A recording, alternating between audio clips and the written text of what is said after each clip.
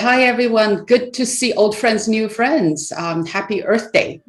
There's no better way to celebrate today, right? This is WildChina's 71st event. And for those dialing in from Clubhouse, welcome. My name is Mei, and 中文名字叫张梅.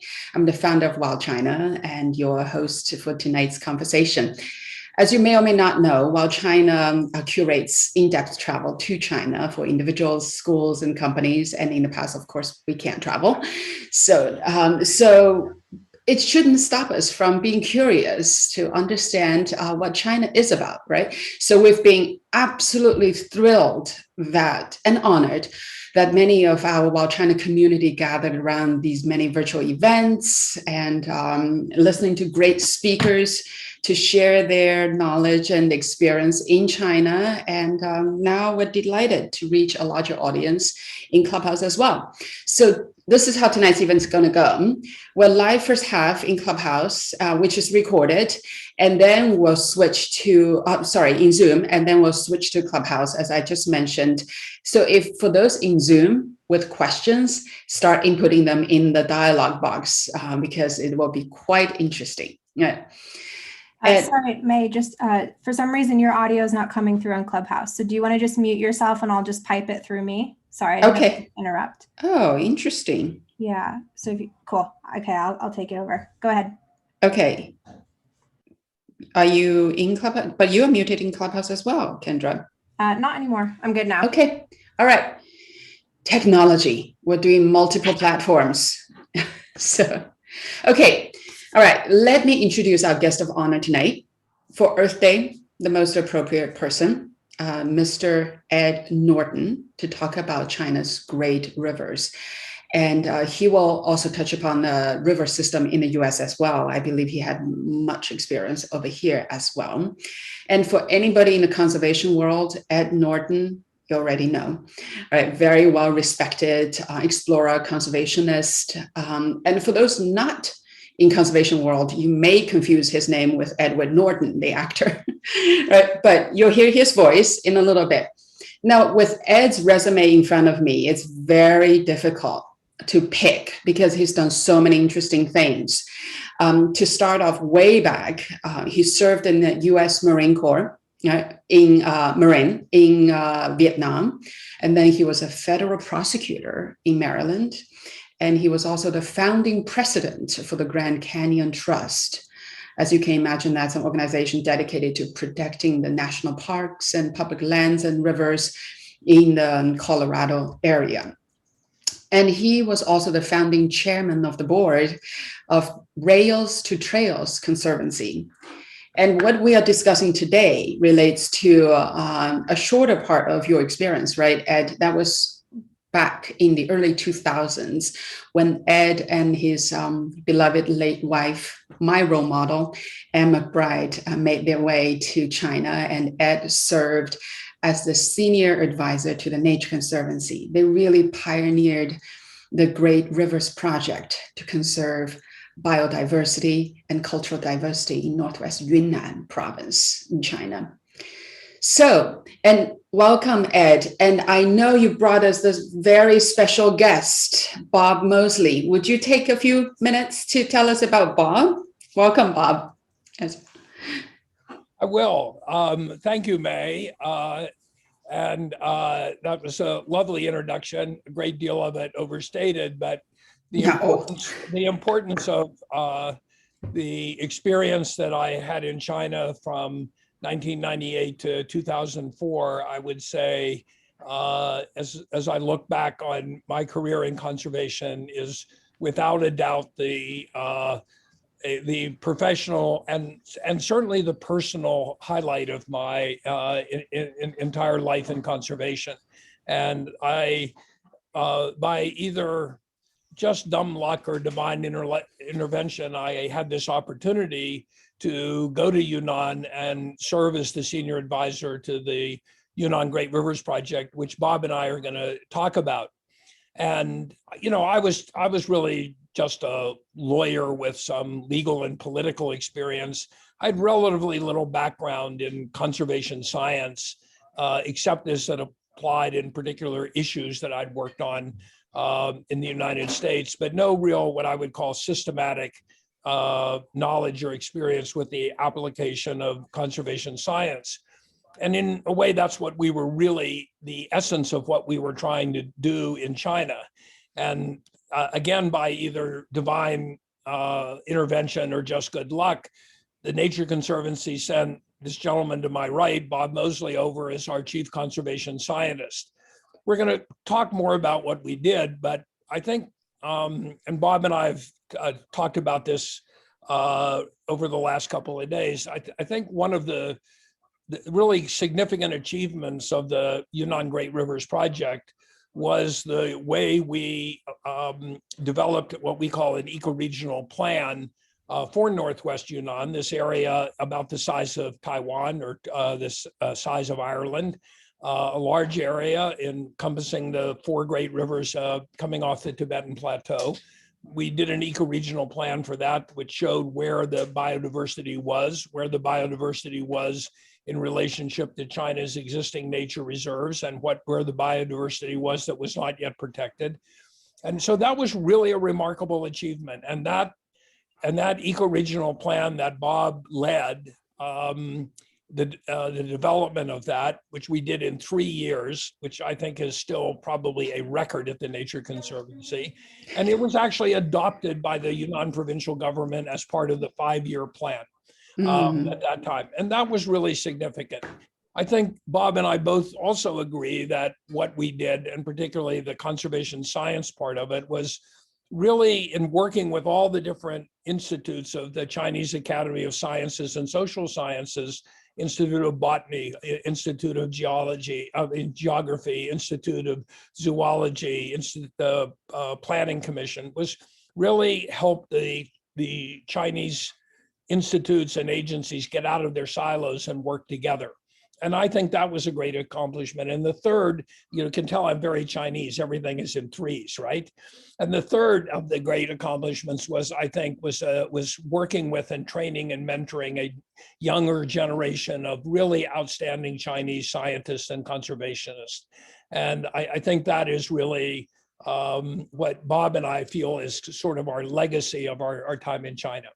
But none of this would have happened without the bedrock of what we were trying to do, of sort of good conservation science, of doing an inventory of where the plants and animals are and where they are located, what's their condition, and how they might be incorporated into a protected area, whether it's nature reserve or national park. And that was the effort that Bob led. He's since been working in China a lot, in which he can tell you about in Hong Kong and in other cities in China. So unlike me, he's actually continued his involvement in China up until very recently. So he's likely to be much more up to date on many of these matters than I am. So we're really lucky that Bob and I happen to be in Boise, Idaho at the same time. That's really great. Wonderful. Welcome, Bob. And thank you both for taking the time. And just so you see, in the Zoom chat room, your work has inspired more and more people to carry on. There's Kyle Oberman, also a leading young figure in conservation world. He's out there following your footsteps. And Joyce Ma, who currently runs the Nature Conservancy in China, is joining us here in Zoom as well. So it's wonderful work. Now let's go back.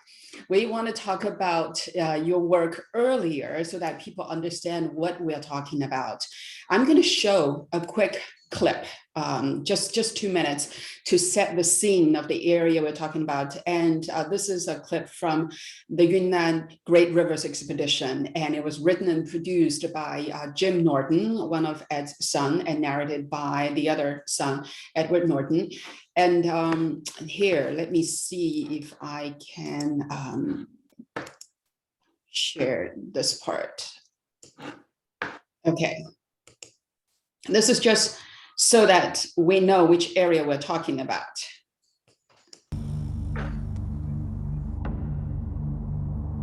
This remarkable landscape is a geologic train wreck. As India continues to plow northward into Asia, pieces of the Earth's crust are smashing together, breaking apart, and prehistoric sea floors are thrown 4 miles up into the eastern Himalayan sky. Snowmelt and moisture-rich monsoon winds water a network of tributaries which eventually merge to form the great rivers. From west to east, the Salween, Mekong, and Yangtze flow south from their origins in the Tibetan highlands and converge through a mountainous gauntlet in northwest Yunnan. Like sleeping giants, the rivers are at once placid and threatening. They make lazy, sweeping turns around terraced hillsides, and then cascade down sheer-walled gorges in awesome conflicts of water and rock. Sorry. A variety of climates support an incredible diversity of ecosystems, from alpine peaks to subtropical valleys. Consequently, the Great Rivers area is also home to an incredible diversity of plant and animal species, including snow leopard, Yunnan snub-nosed monkey, red panda, Himalayan bear, and black-necked crane. Botanically, it is the richest temperate region on Earth, with over 7,000 species of plants in northwest Yunnan alone. And the diversity of life extends beyond the forest boundary. 14 of China's 55 ethnic minority groups live in scattered villages throughout the Great Rivers area. From the ancient pictographic script of the lowland Naxi to the resplendent dress of the upland Yi, the northwest Yunnan region is one of extraordinary cultural richness. Unfortunately, it also remains impoverished, and as China aggressively develops its western provinces, there is tremendous global concern for the unique Great Rivers ecosystems. 6 years ago, the Nature Conservancy, a US-based non-governmental organization, formed a historic partnership with the Chinese government to protect the region's priceless biological diversity, in part by promoting sustainable enterprise. You know what? I'm going to skip through this part and show you one quick clip of what it looks like running the river.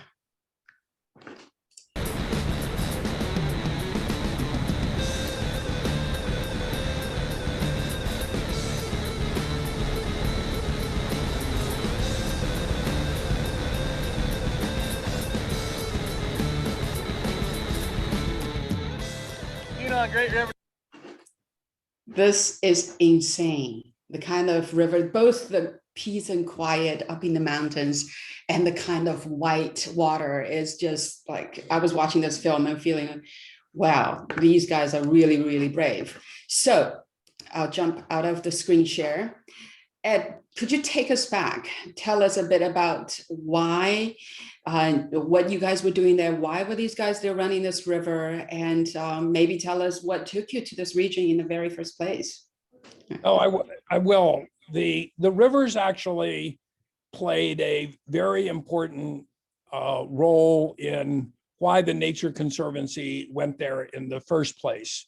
And that was because, as the introduction of the film said, and as Bob will tell you, the area was this whole area is an area and has long been recognized by Western botanical and explorers and by the Chinese themselves as an area of one of the world's great biodiversity hotspots for animal, but particularly for plant.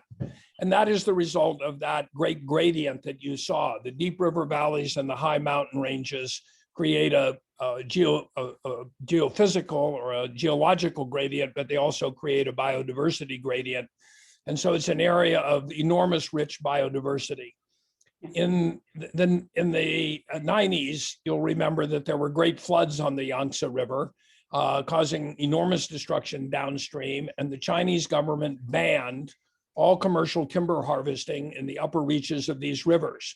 So the rivers were kind of the stimulating force, if you will, for the Nature Conservancy going there. The recognition that China's recognition that it needed to protect the forest in this area, not only for the biodiversity, but for the watershed protection role that those forests played.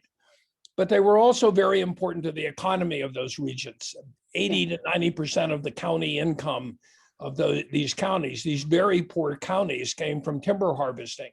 And so the Nature Conservancy, in going there to work on biodiversity conservation and advising the government of China and the government of Yunnan and local governments about setting up their protected area system, was also faced with the fact, and our Chinese partners were faced with the fact that we also had to promote and develop ways that protection of nature could also promote economic well-being of people.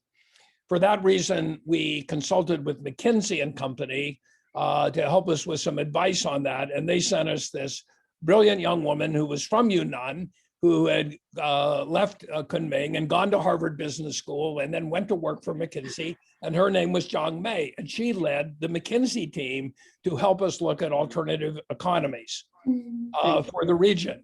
And one of the alternatives that we were looking at, of course, was the Chinese being, and particularly local governments saying, well, we no longer have timber. We no longer have timber as a source of income. What do we have? We have scenery, and we have plants and animals, and we have culture. And we have a rising middle class in China that wants to travel. And so they became very interested in tourism and in the relationship between tourism and nature. People were coming to see nature and experience nature. People were coming to see culture and experience the relationship between tourism and culture. And how do you do that without killing the goose that lays the golden egg? How do you structure and manage tourism, protect the biodiversity, protect the plants and animals, allow people to see it, and still not damage it in an irreparable way? That was really our challenge. And so tourism and ecotourism was an important strategy that we worked with the Chinese on in trying to hit that balance between conservation and economic development.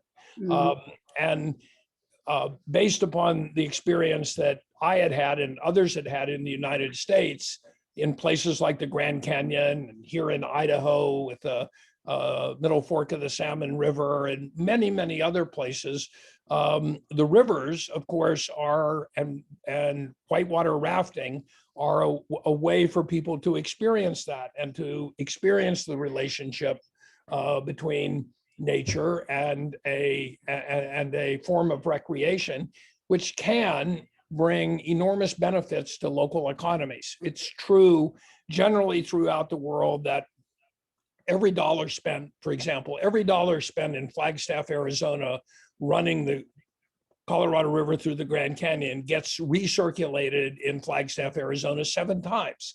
And so we were looking for that kind of multiplier effect. But China had no domestic river running industry. There was never really any idea to do that. And I just happened to have a son who was a whitewater guide and who was in connection with a number of people who were literally world-class kayakers who'd run the first, done first descents of some of the rivers in Tibet. And so they came over there to look at that. And they looked at it not from the perspective of just seeing how wild and crazy they could be and run these rivers at great risk, but how they could really set up an industry that would be safe and that many people across their age and experience difference could really enjoy. So that was really our goal. That was our role in doing the exploration of these 3 rivers. First the Mekong, then the Lancang or Nujiang, and then finally the Jinsajiang, the Yangtze from Tiger Leaping Gorge up around the Great Bend. They ran all of those sections of those rivers, and that is the story that's laid out in that film of the Yunnan Great Rivers Expedition, which I think is actually worth watching in its entirety because it does show you the region and just the majestic beauty of this and the cultural the cultural richness of the area, but also articulates this relationship between tourism and recreation and economic development and protection of nature. So that's what we were trying to do. Yeah, no, I absolutely concur. I think this movie is absolutely worth watching from beginning all the way to the end. the three different rivers have their own unique richness, right? And I've done the middle fork of the Salmon River. I think these three rivers compared to the Salmon River, scenery-wise, there are at moments similarities, but it's the culture, the people living along the rivers that make it so different, right? We don't have time to show the entire film, but one thing that struck me as I was watching the film is watching the crew progress in their understanding of the human relationships to the rivers, right? And Jim Norton summed it up really well in the film. He said, the rivers here for the people living here is where they work and what they live off. And the rivers in the US is where we play. That's our playground. And so they have slightly different relationships, attitudes towards river. Bob, I would love to hear from you, like in your years of working there, have you noticed sort of this different relationship with nature and how that affects how we interact with nature or treat nature? And is this an area that you worked on? Yes, thanks. Oh, there is echo. Okay. Yep. So you're gonna have to put on your mute. What should I do? Okay. Maybe it would have to be Ed answering this question for now. or is there a different room for you, Bob? How's that? Yeah, let me go in the other room. Yeah. The answer to It's working now. yeah, okay. When we went to Yunnan to do biodiversity conservation planning, I was sort of in the mindset of how we do it in Idaho.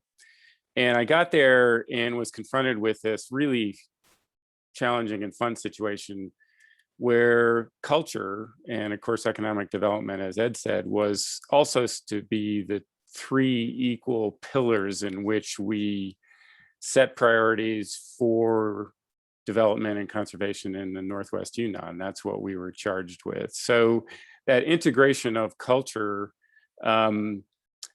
was a really unique part of it.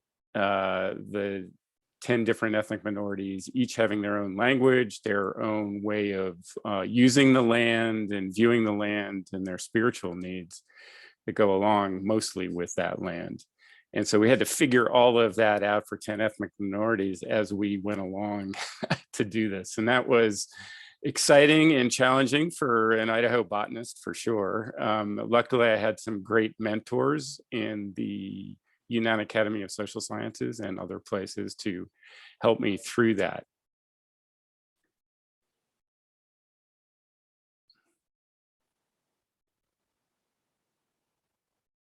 Oh, sorry, May, you're on mute. Okay. I unmuted myself. Okay. Thank you, Bob. Here's a tough question, and I'll see how you get to that. Are you happy with the result of the work? Do you think the way the tourism has developed in China or in Yunnan, it is in line with the good results that you were hoping? Do you want me to answer that question or Bob? Who's that question? I would love to hear from you both. Ed, first.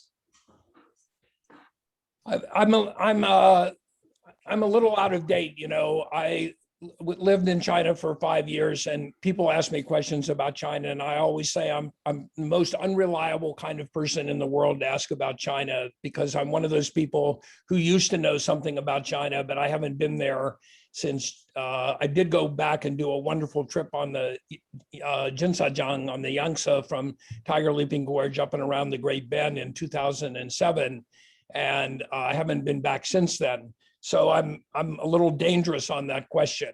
I will say this. I think seriously that when I look at the kind of trips and the focus of a Chinese tourism company like WildChina, I wouldn't take any credit for that, but I am happy that there is a Chinese adventure travel company with that kind of ethic and spirit.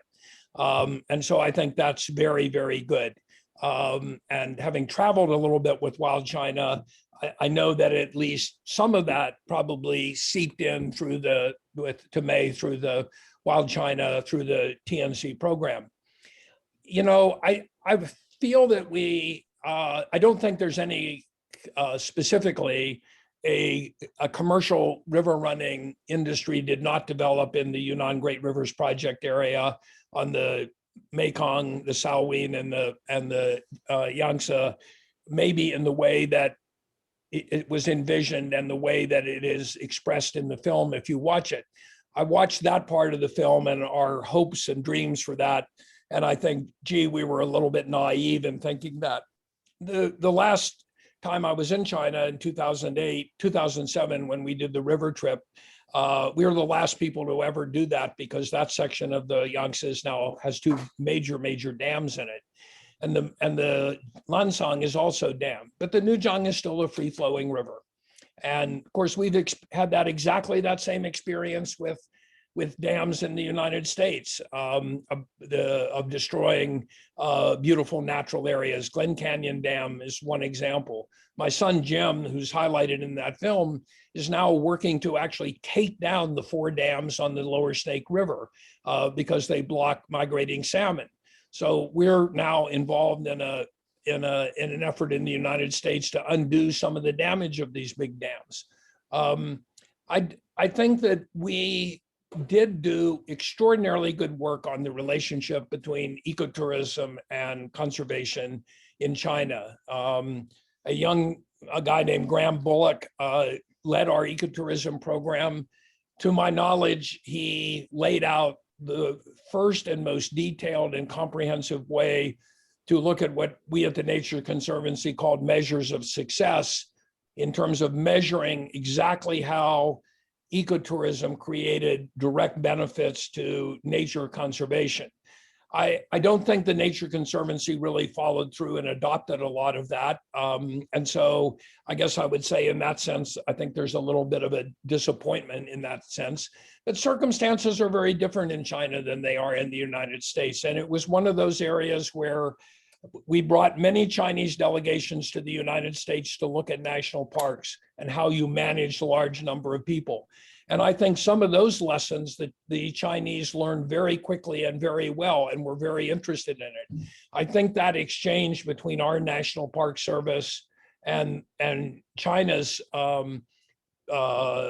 Forestry Bureau, Ministry of Forestry, Ministry of the Environment, and our NDRC, National Development and Reform. We brought people from the provincial government and the national government, and some of those experiences and cross, if you will, fertilization of ideas between the American National Park Service and the Chinese actually took very well. And I understand, although I haven't been back to see it, that actually has been adopted in China's national park system. And so that's very good.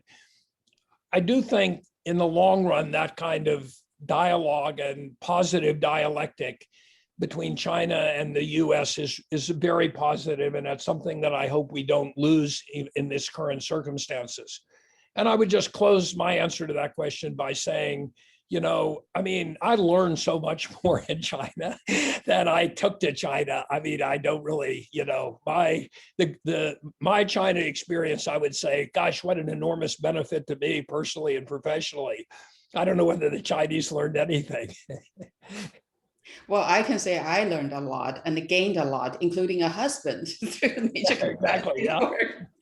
Right. So, but I hear you, Ed. I think the work of the Nature Conservancy in that area actually somehow ignited the way people think differently about the possibilities of Yunnan, and it planted the seeds for many entrepreneurial activities and government policies to take place in various directions, all for the good, I would say.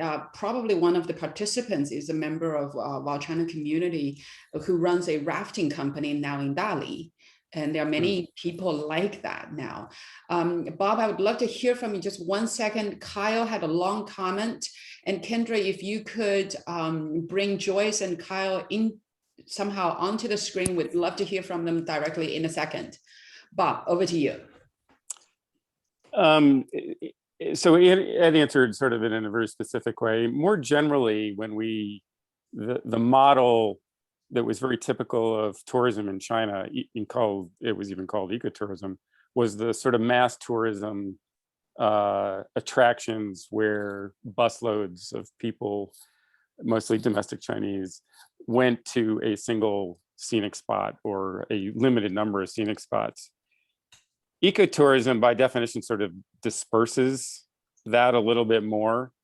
And I sort of came away going, well, it's good that in one way that those millions of tourists visiting Lijiang or Shangri-La are going to just a few places, because they would trample everything else if they were dispersed too widely, that many people dispersed too widely. So you create a area that, if it's done right, it can be green tourism. But I also, in the other life I lived in Yunnan, I helped develop the rock climbing scene there, and played with a lot of very young 20-year-old Chinese. And I kind of saw the future. I saw me in them when I was 20 years old. I wanted to do things differently than my parents. And I went out and backpacked, and I river rafted, and I rock climbed, and I mountain climbed, and all this other stuff that my parents would never even think of doing. And in fact, indeed, there is a huge movement now, 20 years later. These people are older, they have money, whereas they were ignored in their 20s by tourism planners.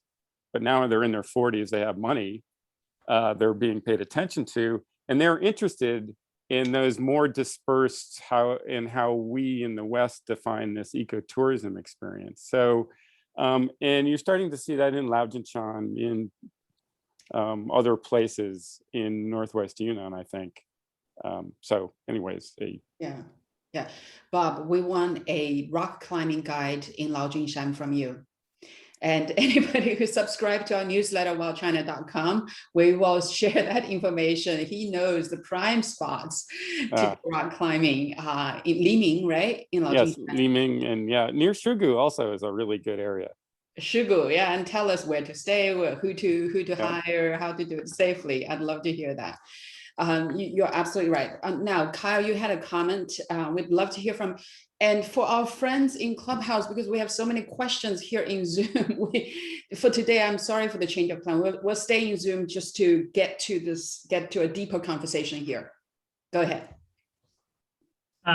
Thank you so much. And Ed and Bob, it's just so fascinating to hear your stories.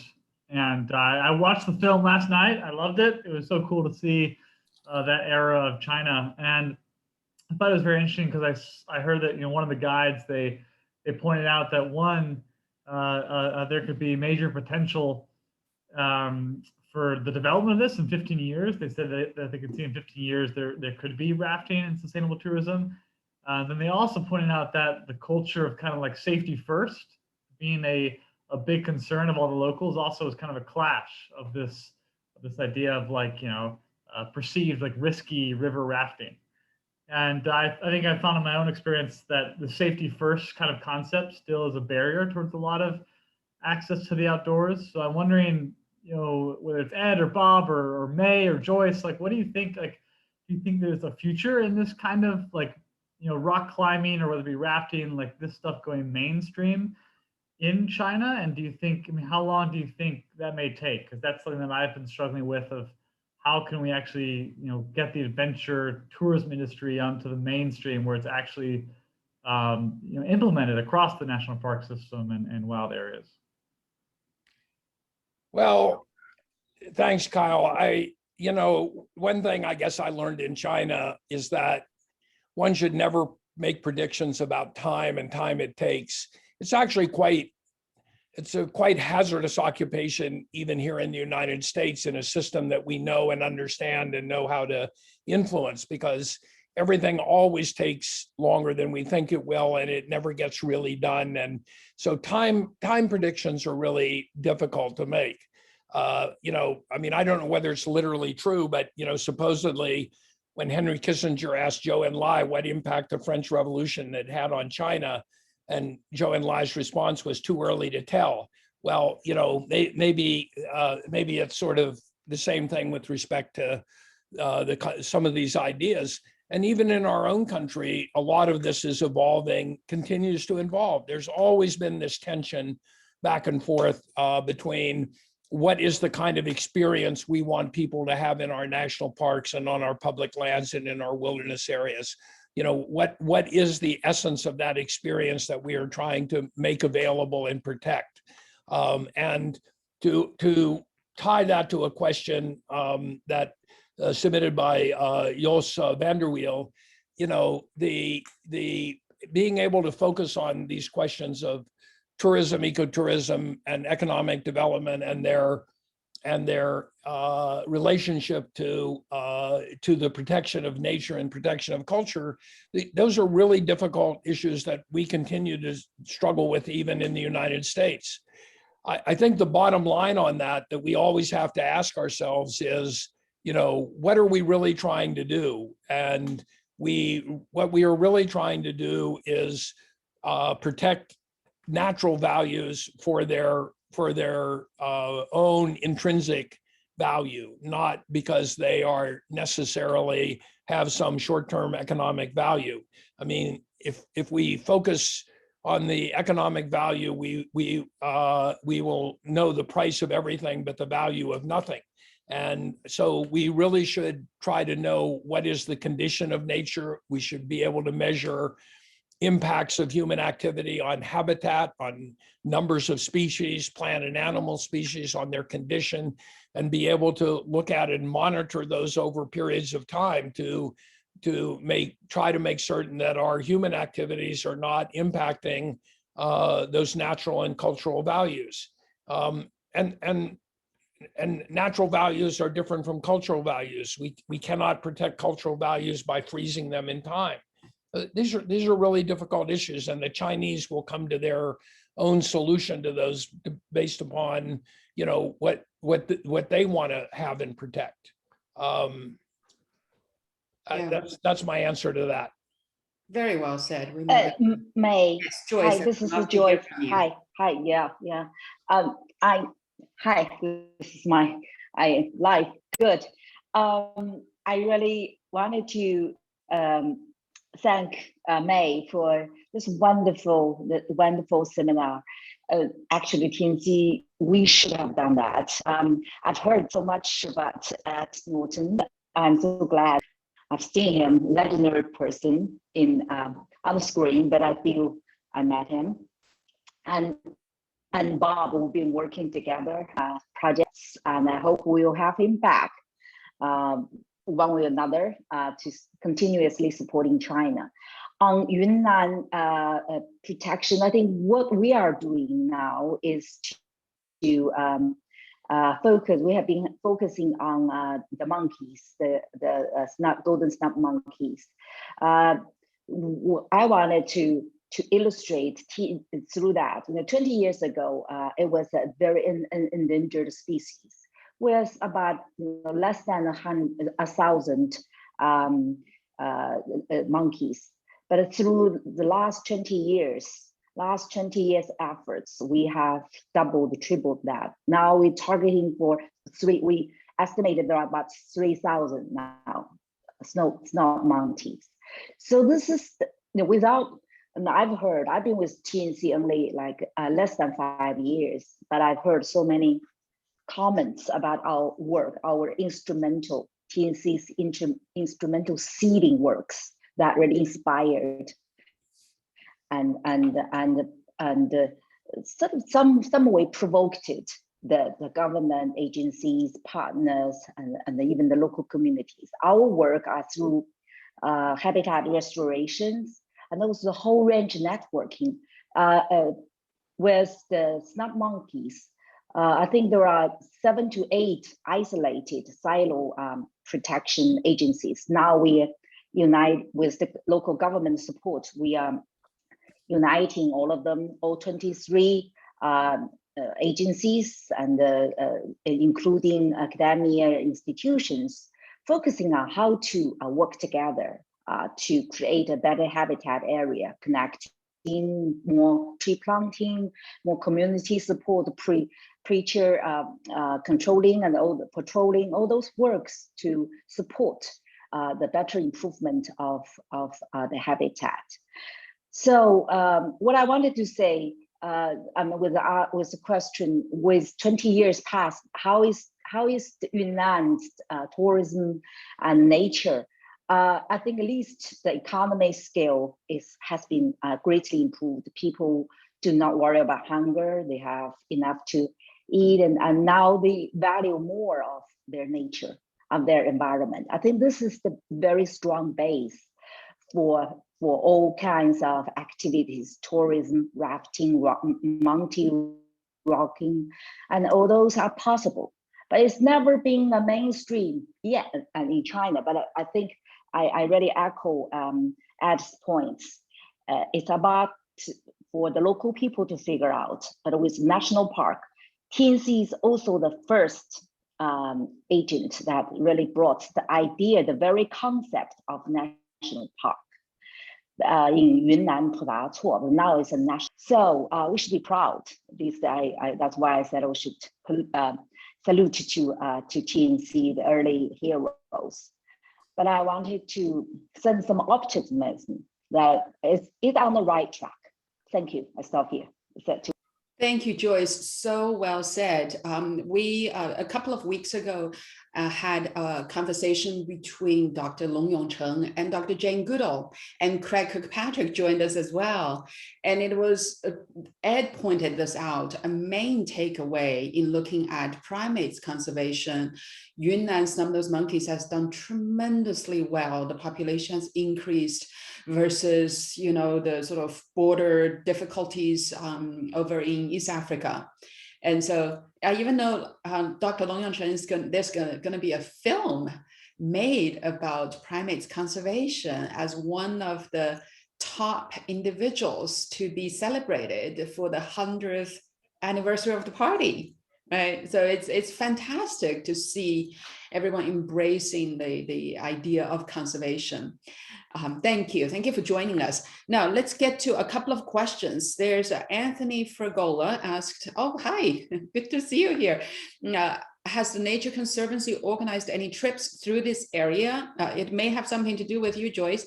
And how successful has the plan been in terms of ecotourism, especially in terms of experiencing plants? Has Nature Conservancy organized a plan? We have organized many trips to Laojunshan, to Yunnan, but you know, we don't run that part of activities as a part of our major we won't get activities or business. We receive a lot of visitors throughout the world. Mainly, they are, you know, our partners, they are our donors, they are our partnering organizations. So they've been there are trips. We welcome, you know, the collaboration with WildChina.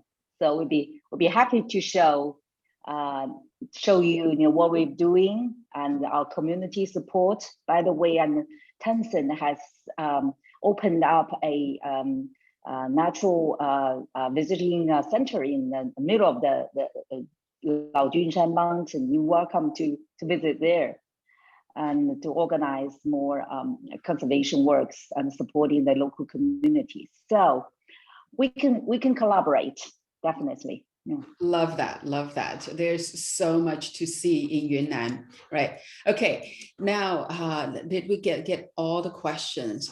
If anybody else has more questions, please put in the chat box. And I think there was an earlier question, which rivers this film ran? All three, Salween, Mekong, and Yangtze River, all three. If not, I have a lighter question, and maybe we'll switch over to Clubhouse for a couple minutes. A lighter topic: if you don't run rivers, what are your best hikes? I know you've all spent time there, and I have mine. I want to go around and see which hikes are your favorites. Bob, your most recent.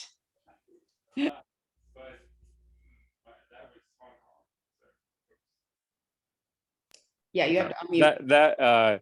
Yes, but most recent, but that was mostly Hong Kong and Shanghai and Shenzhen and Beijing. My favorite hikes are still back in Yunnan. I lived for 2 years in Zhejiang and used to hike. Any hike you take out of Zhejiang would be my favorite hike, but I have some out of the way ones that I took just straight from our old office there, up over 5,000 meter passes and then back for dinner in town. Day hikes, but probably the Yubong trip, the Yubong hike into this village in a remote part of the Meili Sheshan, what is now a national park, is pretty extraordinary. And that's still my favorite. You went to Yubong, right? Many times. Many times, yeah. That's the trip Ed and me and John Pomfret also went many years ago. Ed, what about you? Your favorite? Well, I would say that the hike into Yubong, both by the traditional route and then a hike that Bob and I and some other people did coming out sort of instead of up over the pass, coming down the river, was really an extraordinary hike. And all in all, the hike into Yubong and the hikes out of Yubong up toward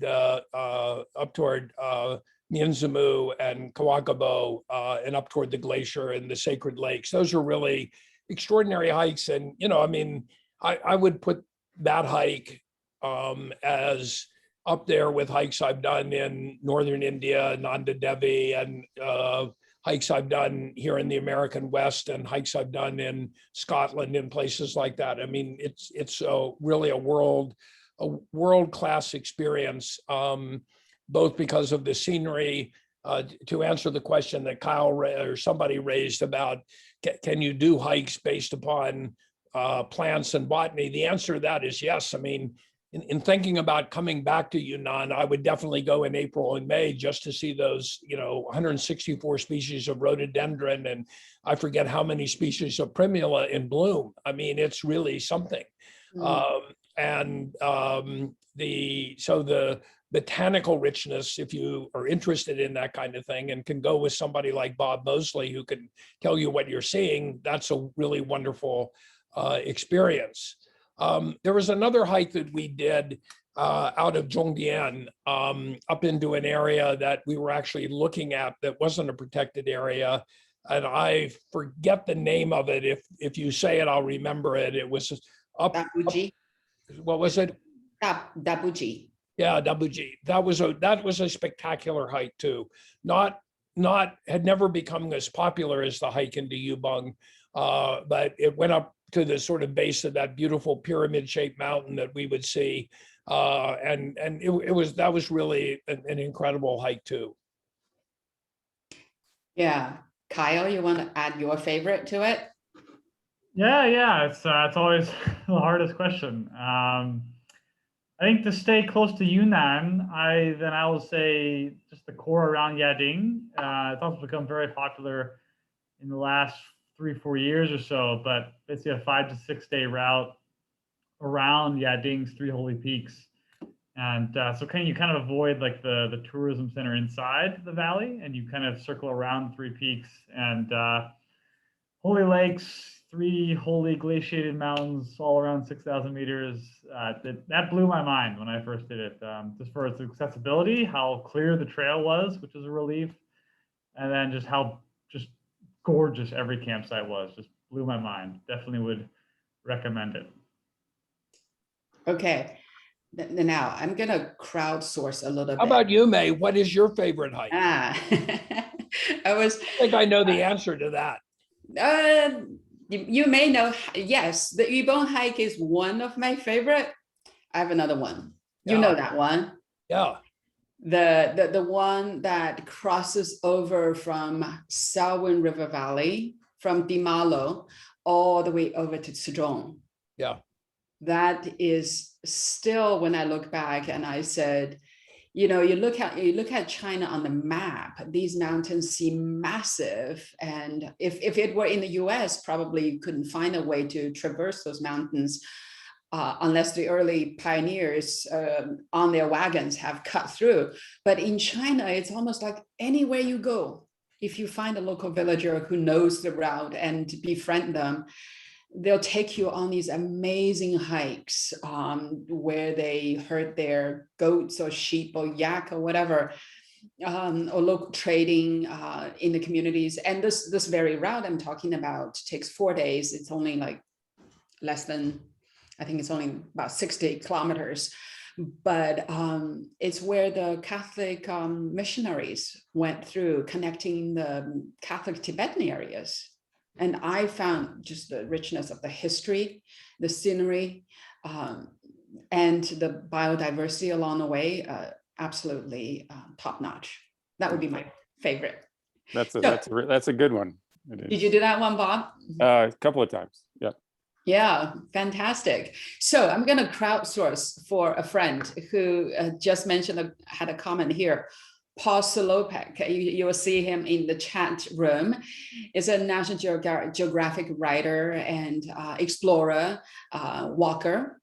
So he walks among communities. If he wants to plan a trip to walk through Yunnan, which would be your favorite route? From Myanmar border. Somehow make your way to Chengdu. That's the... Paul, these are great minds. You will want these suggestions.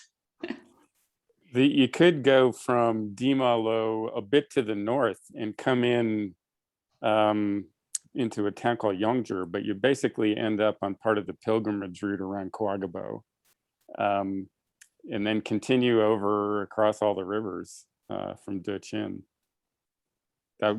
You could walk from Myanmar to Chengdu. Yeah, so that's the northern route, basically, right? Very northern tip of Myanmar. Go all the way through the snow mountains and cut across to Chengdu. Kyle, which way would you go? That's a fascinating question. I mean, I'd probably do a similar thing. I would probably also definitely do the Tangshan in Dali. It's there's a trail on the ridge that goes for about 30K. Insane ridge walking, and then I'd head north, and you could either go up more towards Meili-Shui-Shan, which of course would not be disappointing, or towards more of the arid Panzhihua in Sichuan. I think also it'd be interesting to point out that there's a Chinese group of hikers that have been trying to make the first through trail in China that starts in Dali up from Tangshan and goes into Sichuan. And they have actually a GPS route of this whole kind of mapped out based on like, goat herding trails, etc. And it basically, it goes through this whole area as well. I think actually closer towards Yading, but and Lugu Lake. So it sounds amazing. Well, if you have contacts of those communities, do connect them with me, and I'll connect them with Paul. I think that would make this whole journey incredible. Okay, all right. There's one question. Would you be sponsoring a viewing of the film? We would love to do that, except Zoom room is probably going to take a little bit time, but it's easily available in Amazon Prime, called the Yunnan Great Rivers. So, and it's called the Yunnan Great Rivers Expedition. That's right. That's right. Thank you for the correction. And for those in Clubhouse, well, we're sorry we're not directly jumping in there to pick up questions, but if you raise your hand, Kendra can help pipe you in. And if you want to receive information like such in the future, follow me or Kendra, who's my colleague at WildChina, and all the wonderful friends and speakers on stage. You'll get these information. Thank you. Do we have more questions? Let's see. All right. Okay. All right. I think we're doing pretty good. Now, I have this offshoot of a question. Have you, for the people in rafting, have you ever considered the Yellow River? I just saw it.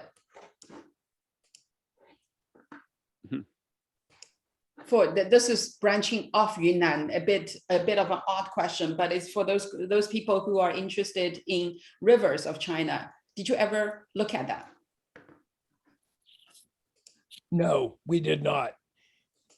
And I think you would have to look at the Yellow River from way, way, way, way, way up toward its source, which actually isn't that far from the ultimate source of the Yangtze. Right. Not all that far, but I don't know what the state of the river is up there, but you know, the yellow, I don't think the Yellow River even naturally reaches the sea anymore. I think it's basically almost all used up by the time it gets to it's sort of like the Colorado River. It's been diverted and used so much for irrigation and et cetera, that it's really in its lower reaches is not that much of it. I don't really know the state of the Yellow River. Yeah, me either. Anyone else has a comment?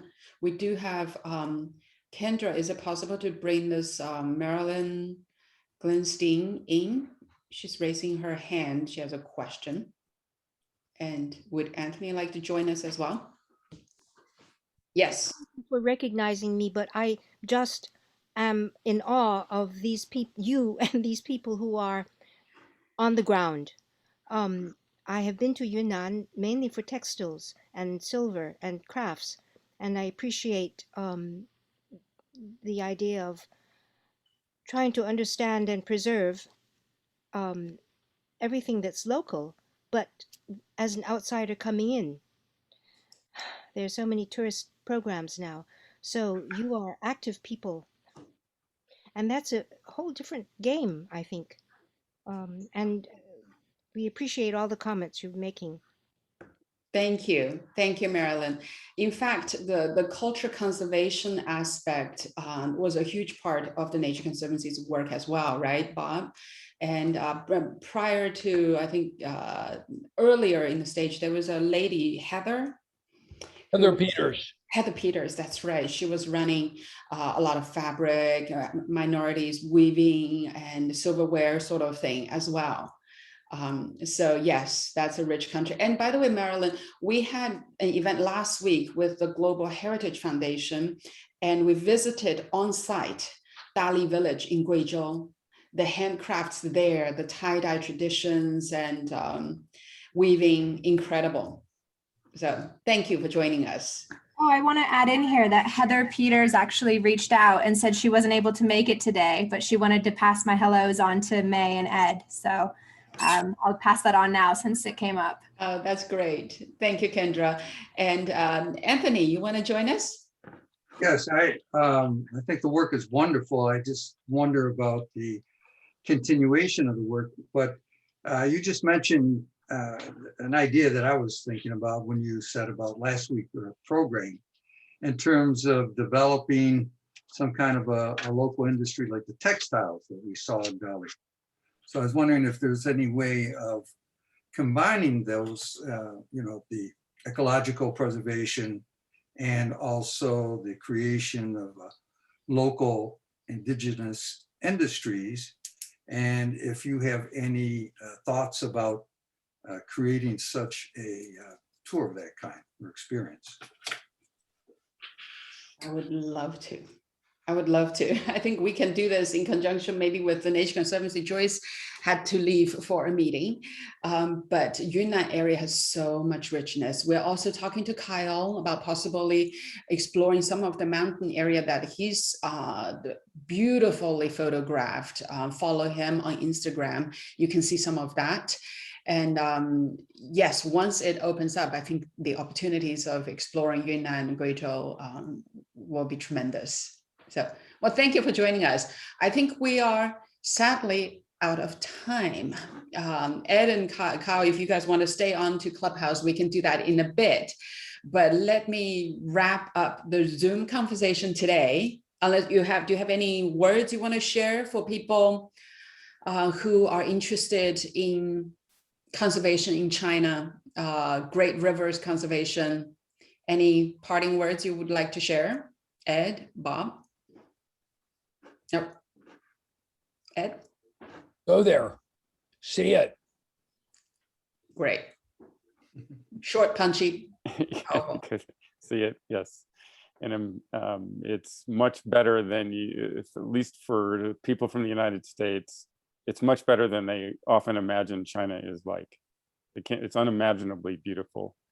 And many Americans can't understand how China can be beautiful.